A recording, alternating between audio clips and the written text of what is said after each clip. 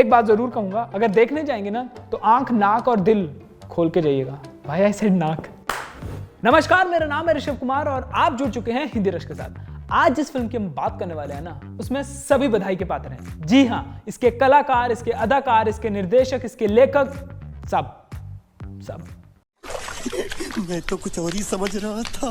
तो आज हम बात करने वाले हैं बधाई 2 के बारे में। जी हाँ, इसमें आपको मुख्य पात्र में नजर आएंगे राजकुमार राव और भूमि। फिल्म की जो स्टोरी है वो बेस्ड है लेवेंडर मैरिज पे। अब आप लोग ये सोच रहे होंगे ये लेवेंडर मैरिज क्या भला है? प्रभु पथ प्रदर्शित करें।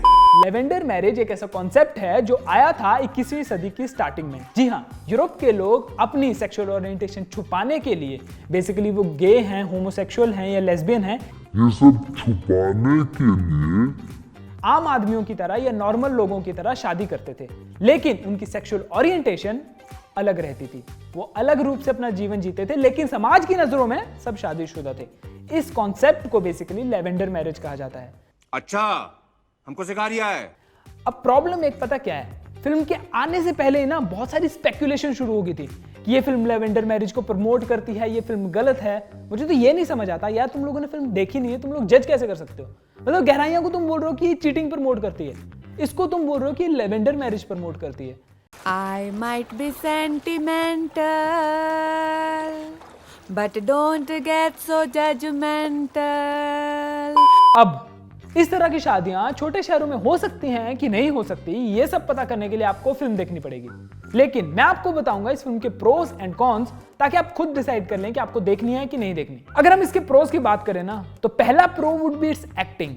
राजकुमार राव इज फैबुलस, मतलब मुझे बोलने की जरूरत नहीं है, is amazing. Bhumi fabulous, not even them. Supporting cast का काम भी लाजवाब है। मतलब आपको इस फिल्म को देख के ऐसा लगेगा कि यार परफेक्ट कास्टिंग हुई है। यही नहीं, अभी और सुनिए।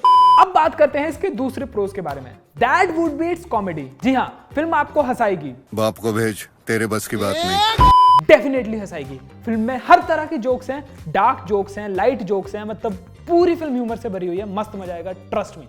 प्यारी समझ गई। अब बात करते हैं इसके कॉन्स के बारे में। ऐसे तो नहीं होता है। जी हाँ, फिल्म जो है ना वो हल्की सी लंबी फील होती है, मतलब थोड़ा सा उसको छोटा कर सकते थे।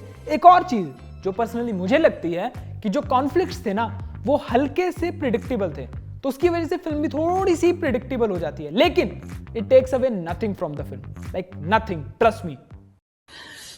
साले को बम से उड़ा दूंगा एक बार हाथ में आ जाए तो। अब आते हैं मुद्दे की बात पे। आपको ये फिल्म देखनी चाहिए कि नहीं देखनी चाहिए? देखिए बॉस, मुझे तो बहुत मजा आया, लाइक पर्सनली बहुत मजा आया, क्योंकि इस फिल्म ने मुझे हंसाया भी और नो डाउट रुलाया भी।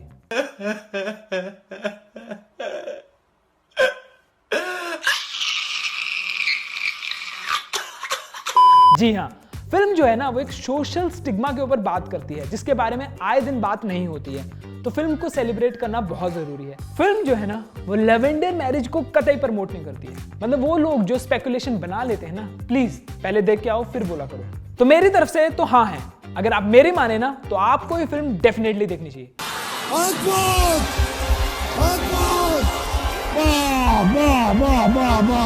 और अगर आपको ये वीडियो पसंद आया है तो वीडियो को लाइक करें और अपने जानने वालों के साथ शेयर करें और इस घंटे को जरूर दबाएं, तभी तो अगली बार पता चलेगा किसी ने दस्तक दी है। Knock knock. जय हिंद।